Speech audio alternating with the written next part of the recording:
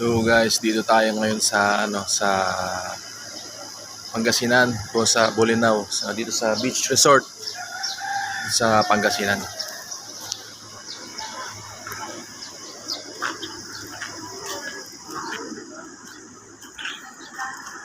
So,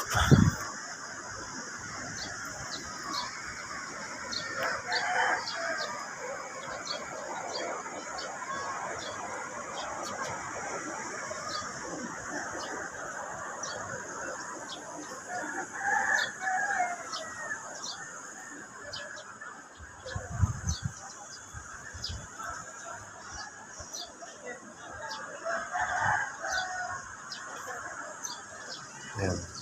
So nag-leave muna tayo sa work para makapag-relax. Para makarelax ng konti. Okay guys, update tayo pa.